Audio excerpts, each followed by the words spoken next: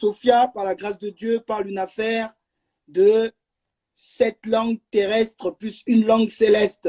Dis-nous un peu, quels sont tes secrets ou du moins tes astuces que tu peux nous donner pour pouvoir apprendre à parler des langues, qu'importe la langue en général?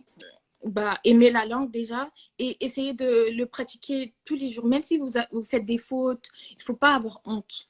Il faut parler avec des gens qui parlent cette langue ou même écouter, regarder des films, des séries en différentes langues avec des sous-titres. Niveau nourriture, voilà, typiquement. Qu'est-ce qu'il est bon de manger? Qu'est-ce qu'il n'est pas bon? Déjà, on a dit tout ce qui est fast-food, il faut supprimer, il faut diminuer, voire supprimer.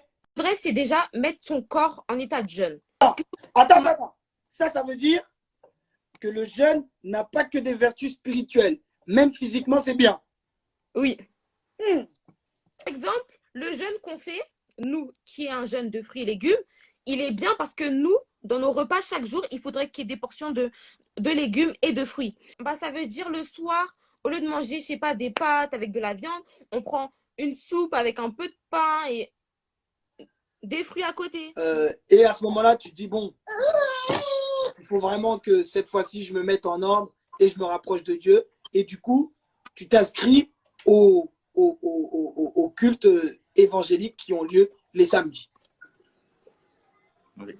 On est d'accord. Et après, qu'est-ce qui se passe dans ton cœur? Qu'est-ce qui se passe par rapport à ta situation judiciaire, on va dire? Qu'est-ce qui se passe après?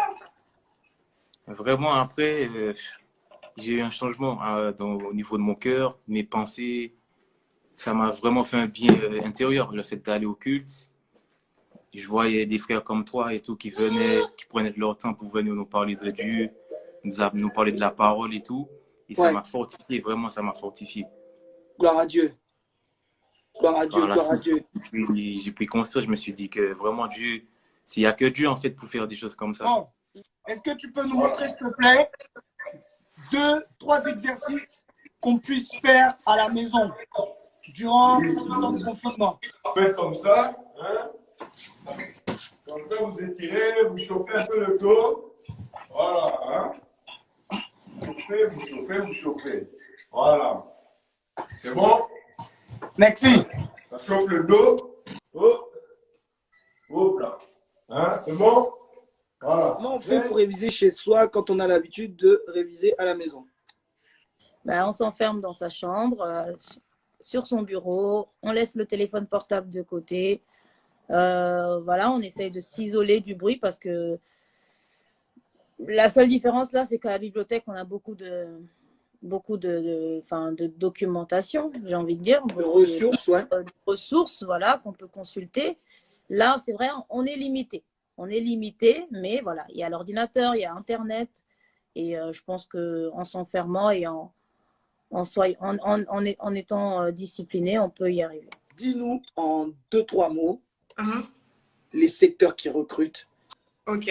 Donc, du coup, actuellement, et vu ce qui se passe, on a par exemple dans la grande distribution, le métier d'employé de libre-service, le métier de manutentionnaire, tout ce qui est agent d'entretien et de locaux. Là, j'ai vu avec la RATP qui commence à rechercher des personnes pour nettoyer tout ce qui était train, RER, tout ça. Et vous avez aussi une forte demande en tant que personnel soignant et hospitalier. Savoir qu'il y en a qui sont mamans, c'est compliqué. Peut-être pour certaines mamans, elles se disent bah, comment occuper souvent mon fils ou ma fille, c'est compliqué, ou mes neveux, nièces, mon petit frère. Donc pour cela, j'ai quelques petites idées. Alors que sur France 4, si je ne me trompe pas, il y a comme une aide aux devoirs pour les enfants, etc. Je trouve que c'est très important, c'est très bien. Ensuite de ça, vous pouvez faire des activités telles que faire de la pâte à sel, des gommettes, faire de la pâte à modeler, faire des trucs en fait dont votre enfant il va s'amuser, faire de la chasse au trésor, au final vous gagnez du chocolat, etc. etc. C'est très important pour que l'enfant lui-même il se sente pas délaissé en soi, parce qu'à l'école il faisait des activités, à la maison il fait rien, c'est un peu compliqué pour l'enfant, surtout qu'il ne peut pas sortir. Alors faire énormément d'activités, c'est très il faut éviter aussi de se négliger. Ça veut dire on est à la maison, pyjama. Faut éviter ça. Essaye, tu te réveilles, tu te laves, tu prends soin de toi, tu mets ton fond de teint. Tu fais du sport un peu là.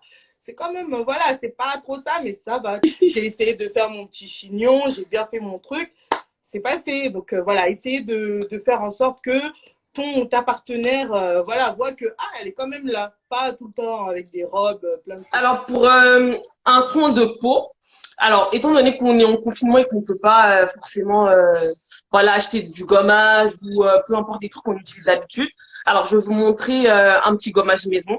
C'est tout simple.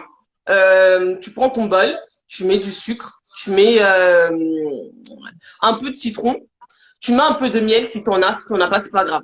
Tu mélanges le tout et tu appliques sur ton visage. Tu appliques tout simplement sur ton mettre visage. du miel sur mes joues. Et oui, du miel sur les joues. Et ça, c'est que pour les femmes ou les femmes et hommes? Pour les hommes aussi, c'est pareil pour les deux.